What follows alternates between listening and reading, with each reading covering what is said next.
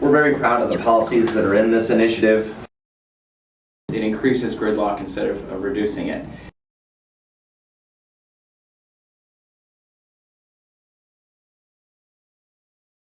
And the reason it increases gridlock is because it does something that is totally counterproductive to what future transportation planning would entail. And that is that it opens the lanes that we've set aside for HOV, high occupancy vehicles, everyone.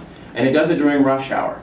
And the net effect of this is going to be that people are going to fill up those lanes, and that everyone is going to be further behind. People are going to see rush hour get longer. It's going to get nastier. Buses are not going to be able to reach their stops on time. Van pools will fall short of their destinations because they will not be able to keep their schedules, because the HOV lanes will be filled up. And the reason they're going to be filled up is because the other lanes on the highway are filled up at 6 p.m. when those HOV lanes would be open to everybody. This initiative takes, over 5 years, over $500 million out of the general fund, and it increases the budget deficit. And the reason it does that is because that money is already committed. It's not just money that's waiting to be allocated for something. So basically what you're doing is you're taking all this money out of the general fund, you're taking it away from schools, you're taking it away from community safety, you're taking it away from social services, and you're putting it into highways, and highways only. You know, you can't use this money on ferries, bike paths, rail transit, buses, landscaping, or wildlife crossings. Well, what's with that? Why are we only going to spend money on highways? Why a mode only approach? And they say the last refuge of a scoundrel is an anecdote, but I'm going to go ahead and do an anecdote. I had to go to the Renton City Council for the opportunity to be able to ask them to endorse the initiative. A similar feeling as I come into this room, because they have red light cameras down in Renton. So I had the same level of confidence with that one as I'm doing with this interview. But as I drive down 405 to get to Renton, right next to me is an empty lane the entire way down. Now, I can guarantee you, everybody that was on 405 on the way down to Renton was saying to themselves, if that lane was available to me, and this was at 6 o'clock, I left at 6, I got there at 7:10, I would have gotten there at 7 if that lane had been available to everyone and there would have been that extra capacity being able to be taken advantage of. I mean, that is an anecdote. I acknowledge it's an anecdote, but I can't tell you how many people we talk to that feel very frustrated that I paid for that lane. I know other states that allow it to be used at least some of the time, and having a 24/7 restriction is just a little extreme.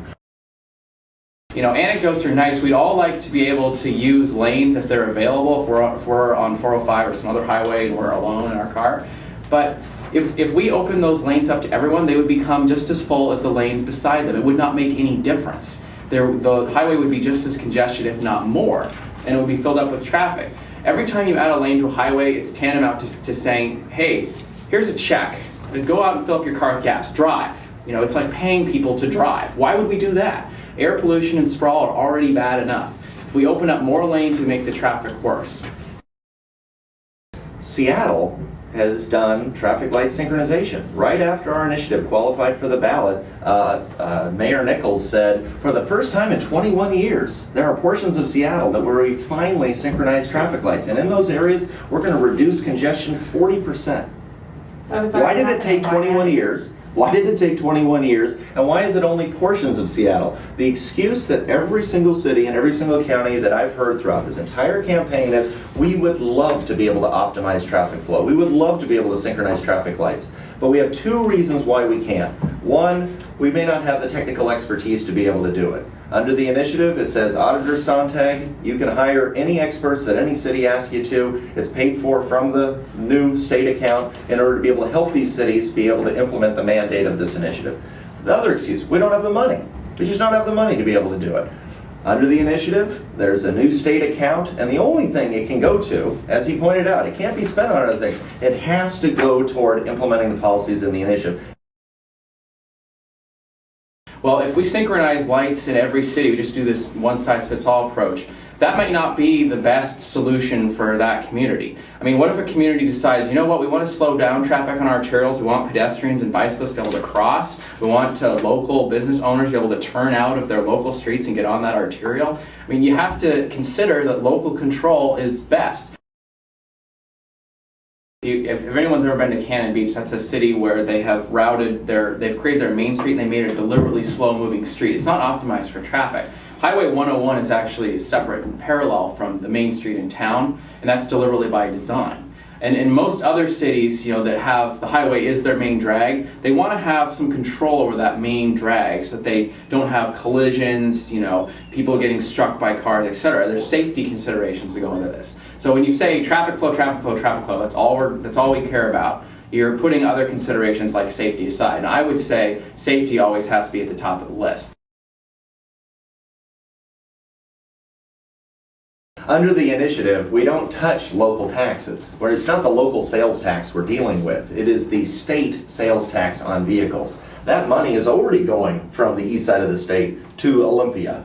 What our initiative does is it takes a sliver of that state's general fund, about less than 0.5% of the state's general fund, this portion of the state vehicle sales tax, put it into a dedicated fund that has to go right back to cities and counties to be able to pay for their traffic light synchronization program. They're already sending it to Olympia. We're actually making sure that it actually goes back to the cities.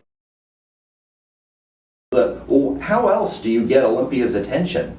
When it comes to these kinds of initiatives, it should be few and far between, but if you've got the electorate frustrated by transportation and you're not getting some kind of response from your elected officials, well, what is he supposed to do? And we think that this is a way to communicate that desire. We believe a majority of citizens do believe reducing congestion should be a top transportation priority.